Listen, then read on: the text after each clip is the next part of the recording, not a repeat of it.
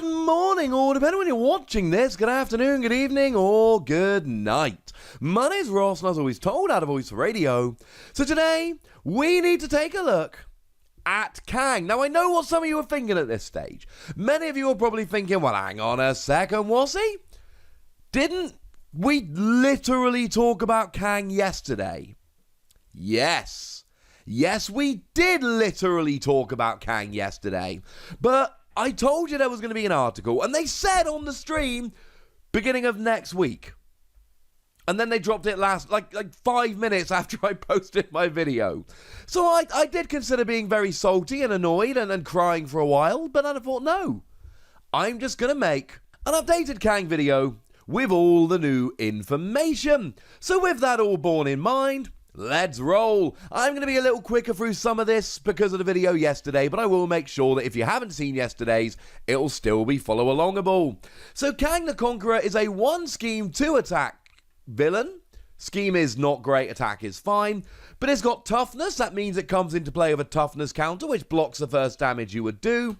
And when Kang attacks you, either you place 1 threat on the main scheme, or he goes up to an attack of 4, which is big. And when Kang is defeated, you advance the main scheme to stage 2 at the end of the phase.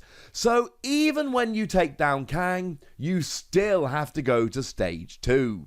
Now the good news is we do actually finally have a look at stage 1, Kang's arrival. Now it is 7 threat to win for the villain, 1 threat per player each turn, which is what we expect. And when it's revealed, each player is dealt an encounter card. So basically everybody starts the game with an encounter card. Remember, they're not resolved until the end of the villain phase, but they will still be dealt out. And then just if the stage is completed, the player loses the game. Oh. I said something had to be going on with stage 1 of the scheme, because you couldn't have it go into stage 2, because usually with most villains, when stage 1 is completed, it goes to stage 2. But that couldn't happen with Kang, because you go to stage 2 when you defeat Kang stage 1, and as we're going to see in a minute, when you go to stage 2, all of the heroes are actually partitioned off into their own little mini-games. So you couldn't go to stage 2 when stage 1 is completed. The only way to go to stage 2 had to be when you defeat Kang. There had to be another ruling afoot, and there is. If you lose stage 1, you lose the game. Like right there and then, you lose stage 1, the game is over. Even though there is a stage 2 and actually a stage 3, you lose stage 1, boom, it's done. That is huge. I told you there was something going on, and there absolutely is. Now, when you go into stage 2, things get very, very interesting. It is the Master of Time. And when it's revealed, you place 1 acceleration token there for each side scheme in play, and then discard each side scheme. Acceleration tokens basically mean that there is 1 more threat added on to the scheme at the beginning of every villain phase. You can't have loads of them. You cannot let this go to stage 2 when there's side schemes in play. But remember, the only way to get to stage 2 is to take down Kang. So, unless there's something else we haven't seen yet. So actually, it's not the end of the world, but there will be games you have to hold off on taking down Kang until you've got rid of all the side schemes, for fairly obvious reasons. And then each player reveals a random stage 3A in turn order, and any unused stage 3 schemes get removed from the game. This is what I referred to earlier as partitioning off. Every player gets their own version of Kang, and it turns into essentially a bunch of solo games. Now at the end of that, if you make it to stage 4, we do not have a look at the stage 4 scheme, which makes me very sad, but I'm assuming we will at some point in the not too distant future. You basically all come back together, though any hero that has been defeated by Kang doesn't come back and isn't part of the final showdown. Though Caleb Grace, the designer, did say explicitly in the stream, one option you do have is to essentially sit there in alter ego mode, let the scheme, one of the scheme threes, succeed, and then you will be available for the final battle, though you will be at a disadvantage from doing so. Alrighty then. Now the good news is we've actually got a look at a bunch of things here. So the Chronopolis is a main scheme, and it's 9 to succeed. 1 goes on every turn. And what we see here is, after this stage is completed, place 1 set aside Kang's Dominion face down under stage 4A, and at the end of the phase you remove Kang and Mortis and this stage from the game, and combine your game area with another game area. I.e., when you defeat Kang and Mortis, you win that stage and you get to go and help another villain take down their Kang. Kang and Mortis, you say? Have we had a decent look? Kind of. A bit. 2 scheme, 2 attack. They've all got 18 hit points incidentally, up from 12 from the first one. They all have toughness. This villain cannot take damage while a minion is in play, so you got to take down all the minions first. And then when defeated, you remove this and Chronopolis from the game. So even though it's covered, we've got a pretty good look at Kang and Mortis. It's got toughness, the first damaged out does nothing, and it can't be out damaged while there is a minion in play. Kind of like every minion just has guard. That seems pretty gosh darn good.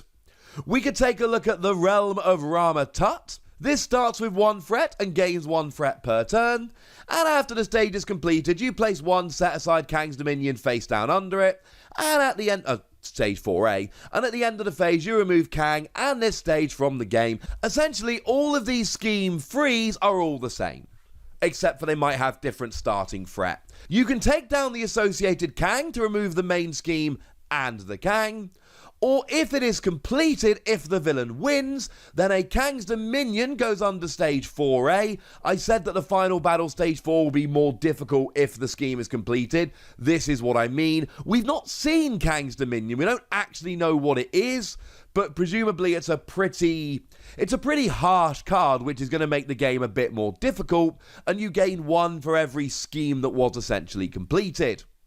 But if the scheme is completed, you remove this stage and combine your game area with another game area. And they do all say that you remove the relevant Kang. So either you take down the relevant Kang, the scheme and the Kang go away, and then you go and help somebody else, or the scheme is completed and the Kang still goes away, but a Kang's Dominion goes under stage 4A, and then you go ahead and help out one of the other heroes. So that's what I meant a moment ago when I said you could essentially intentionally fail a scheme in stage 3 to leave yourself open for stage 4, but there is a massive downside if you do. Now, looking at the other Kangs, we've not got a really good look at all of the other schemes, but we do have this image. And to be fair, we kind of know what they are, right? We all know but we've seen 2 of them, they're basically the same. We assume the other 2 are as well. So it's fair to assume that essentially they're all the same. They all add 1 threat per turn. 1 of them starts with 0, 2 of them start with 1, and 1 of them starts with 2. But essentially, you're trying to beat Kang to stop yourself being at a disadvantage in stage 4. And again, we haven't seen stage 4. Looking at the other Kangs, we've got a nice clear look at Iron Lad here. 1 scheme, 2 attack, retaliate 1. Every time you attack it, you take a damage back. And again, it's got toughness, and when defeated, you remove it from the game. We can also take a look at Scarlet Centurion, the one we looked at yesterday. 0 scheme, 3 attack, so this is the attacky one. And again, it's got toughness, but it also gains piercing. That is to say, if you've got a tough status, this will remove that before doing damage. It's a little bit harsh. And then finally, Ramatut is 1 scheme, 2 attack. So actually, I assumed one of them would be really heavily schemy. None of them really are. Remortis a bit, but not that much. And again, it's got toughness, and it gets +1 attack for each obligation in play. We'll get there in just a moment. So it starts with 2 attack, but it could actually get much, much higher very, very quickly. Now, we did actually look at a couple of obligations yesterday. We do have a third one we can talk about today. Obligations are basically bad things that come into play and stay in play until removed. We've seen obligations previously, like the Doctor Strange one, although the vast majority of the time, you just exhaust your hero to remove it from the game, which is why obligations... I've interacted with obligations very rarely. In 90% of my games, the obligation comes out and I just exhaust my hero and then we're good to go. That's generally how I tend to do it. And I've spoken to other people that I know do feel the same. These obligations are kind of different. So we've got time travel hijinks that takes the highest cost card you control and places it face down under this card. And you can discard an energy resource from your hand in alter ego mode to get rid of it. But what these obligations are basically doing is forcing you to go into alter ego mode to get rid of it. And they are, all three we've seen so far, can only be removed in alter ego mode. So yeah, fine, discarding one energy resource might not be the end of the world, but if you just want to stick in hero mode, you've got to essentially take a turn off to get rid of this. Also, it gets rid of the highest cost card you control, and even when you take out the obligation, it's in your discard pile and you've got to wait for it to cycle around. But if you don't take down the obligation, it can't cycle around. Depowered says you cannot play hero-specific cards. That is to say, any card which is hero number 1 out of 15, essentially, or 7 out of 15, or whatever. The ones that are in that hero's deck, rather than being justice or aggression or things along those lines. So this is an especially brutal one. Now you can go to alter ego mode and discard a hero-specific card from your hand to discard it, but you have to actually make a point of doing so, or else, well, a large part of your deck is going to be unplayable. That's kind of harsh. The new one here that we didn't look at yesterday is Stolen Memories. When it's revealed, you place the top 8 cards of your deck face down under this card. That's a lot. And it's got an alter ego action that lets you discard a science resource from your hand and discard the obligation, but again, you discard the face down cards under it, so it's not like you just get those 8 cards back. You can wait until your deck cycles round, but remember, when your deck cycles round, you have to give yourself an obligation card, so it's not like you can just cycle around and everything is good. Cycling round can literally lose you the game. Oh, and speaking of obligations, we've seen past machinations. Now this has the new keyword skill Insight 1, which is to say when this card is revealed, you place 1 threat on the main scheme, which is harsh because this is threat you are not expecting to take. So having to take that in the middle of a game, especially on a hero turn where you're not really expecting scheming, can be harsh. But when it's revealed, each player searches the encounter deck and discard pile for a different obligation and reveals it. And fine, you get to choose which obligations they are, but I've shown you 3 of them and they're all pretty harsh, so I don't think there's going to be any good options here, I think it's fair to say. So that's kind of mean. And do remember that Kang Tut gets +1 attack for each obligation in play, so if you're playing a 4-player game, somebody's engaged with Kang Tut, and then this comes out, that goes up to a 6 attack straight away. Kang is going to be... I do think that a lot of this looks kind of difficult. For anyone that's wondering, I haven't made this explicit in this video yet. Kang is the time-traveling bad guy. So what we've got is lots of different Kangs with different subtitles, and essentially they represent Kang coming from different points in time. Hence why you can have multiple Kangs, but you can't have multiple Green Goblins, because Green Goblin ain't got the time travel down yet. Now, there are 3 modular encounter sets, and you can flick between them as you usually would these modular encounter sets. Now, the first one, as far as I'm concerned, is the more interesting of them, Temporal. Temporal is basically just an excuse to do anything you want from time, but the one card we've seen so far is Tyrannosaurus Rex.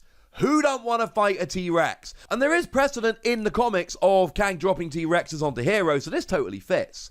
0 scheme, it's a T-Rex, why would it be scheming? 3 attack, 6 health, toughness, and piercing. Yeah, this one's going to be quite hard to take down, ladies and gentlemen. And Necronauts are basically Kang's henchmen who go through time causing mischief. And we hadn't seen this yesterday, but now we have seen one. We've got Death Hunt 9000. 1 scheme, 1 attack, and 6 health. But it's got Villainous. Villainous is another new keyword skill that says when it activates schemes or attacks, you give it a boost card. Usually, the villain gets boost cards when they activate, minions don't. Death Hunt 9000 does. That's kind of harsh. And finally, Master of Time modular set is actually Kang. So not only do we have Kang and all these other Kangs, we've also got a Kang minion. 1 scheme, 1 attack is uninspiring, 6 health. But it's got toughness and villainous, and it gets +1 scheme and +1 attack for each obligation in your play area. So in that regard, it's kind of like Ramatut, except it gains attack and scheme for each obligation. And let's not forget that I previously told you about past machinations, which will put 4 obligations in play in a 4-player game, putting Kang at 5 scheme, 5 attack, which gets kind of silly.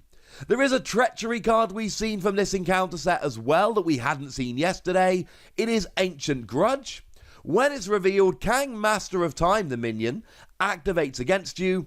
If Kang Master of Time is not in play, you search the encounter deck and discard pile for Kang Master of Time and put him into play engaged with you. So either he activates if he's engaged with you, or he comes out if he's not. So clearly, that's another thing that makes this look like a more difficult scenario than we've seen in some of the others, which I'm all in favour of personally. So that's the main bits to talk about and the encounter sets. There are a couple of other cards we can look at very quickly.